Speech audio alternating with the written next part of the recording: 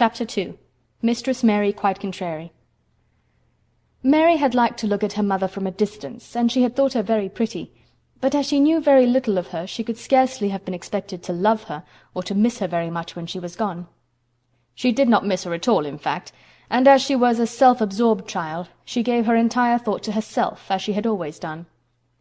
If she had been older, she would no doubt have been very anxious at being left alone in the world, but she was very young, and as she had always been taken care of, she supposed she always would be. What she thought was that she would like to know if she was going to nice people, who would be polite to her and give her her own way, as her ayah and the other native servants had done. She knew that she was not going to stay at the English clergyman's house where she was taken at first. She did not want to stay. The English clergyman was poor, and he had 5 children nearly all the same age, and they wore shabby clothes and were always quarrelling and snatching toys from each other. Mary hated their untidy bungalow, and was so disagreeable to them that after the first day or two nobody would play with her.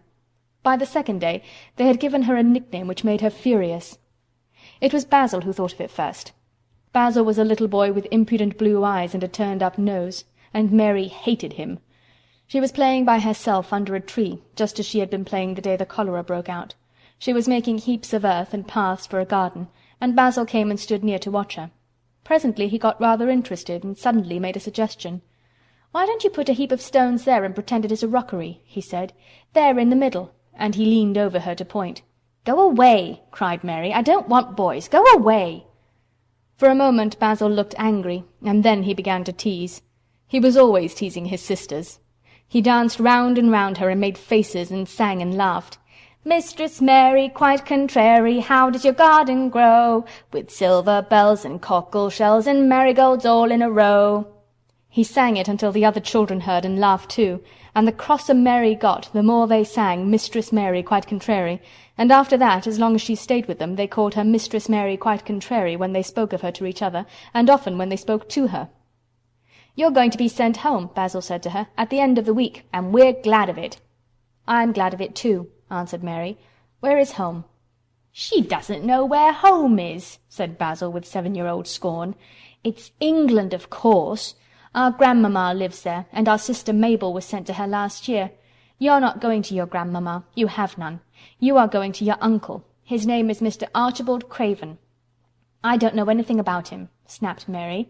"I know you don't," Basil answered. "You don't know anything. Girls never do. I heard Father and Mother talking about him. He lives in a great, big, desolate old house in the country, and no one goes near him. He's so cross he won't let them, and they wouldn't come if he would let them. He's a hunchback, and he's horrid."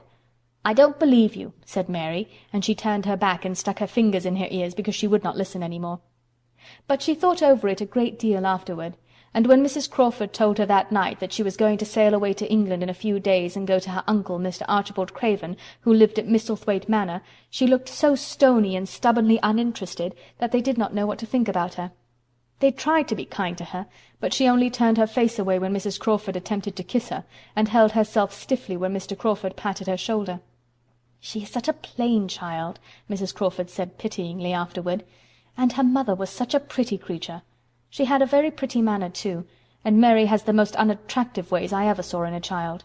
The children call her Mistress Mary Quite Contrary, and though it's naughty of them, one can't help understanding it."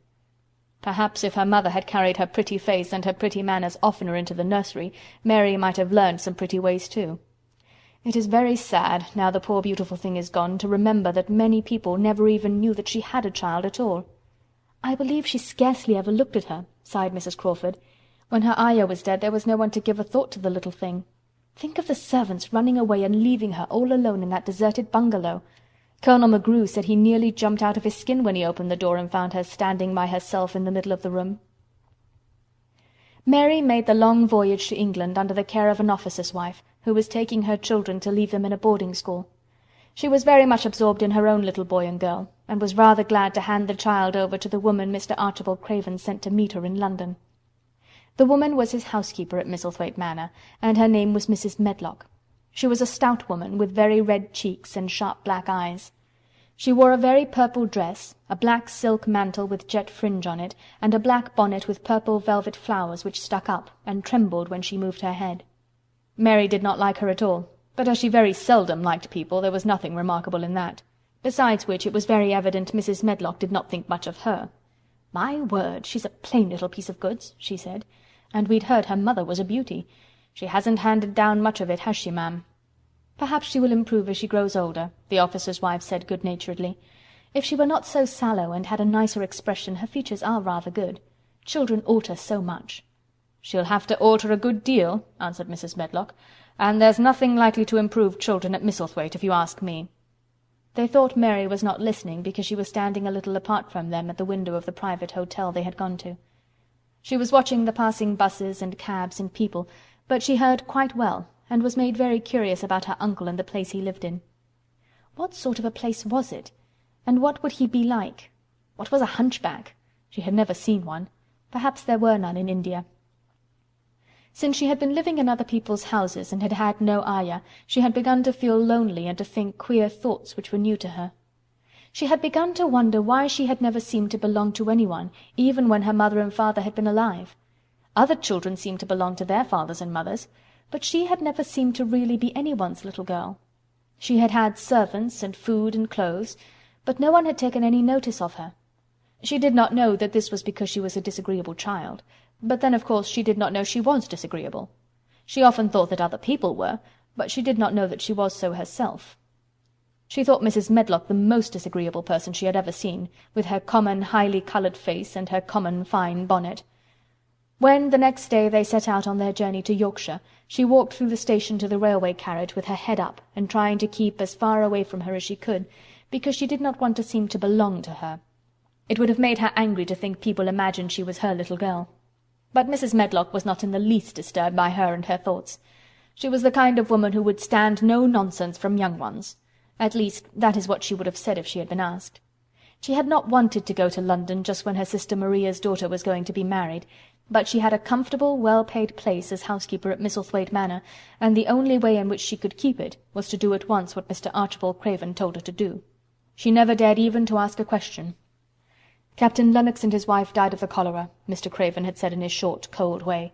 "Captain Lennox was my wife's brother, and I am their daughter's guardian. The child is to be brought here. You must go to London and bring her yourself." So she packed her small trunk and made the journey. Mary sat in the corner of the railway carriage and looked plain and fretful. She had nothing to read or to look at, and she had folded her thin little black-gloved hands in her lap. Her black dress made her look yellower than ever, and her limp light hair straggled from under her black crape hat. "A more marred-looking young one I never saw in my life," Mrs. Medlock thought. Marred is a Yorkshire word and means spoiled and pettish. She had never seen a child who sat so still without doing anything, and at last she got tired of watching her and began to talk in a brisk, hard voice. "I suppose I may as well tell you something about where you are going," she said. "Do you know anything about your uncle?" "No," said Mary. "Never heard your father and mother talk about him?" "No," said Mary, frowning. She frowned because she remembered that her father and mother had never talked to her about anything in particular.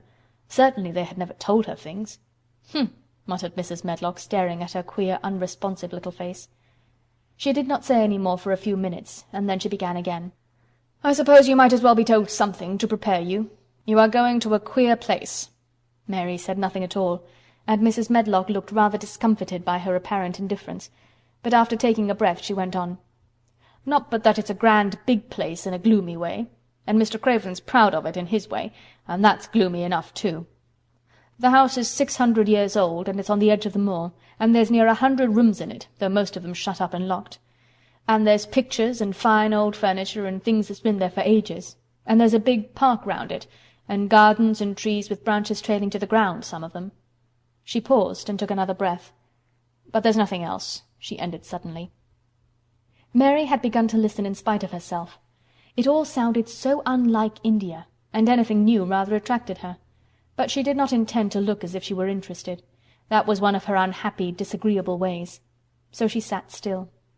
"Well," said Mrs. Medlock, "what do you think of it?" "Nothing," she answered.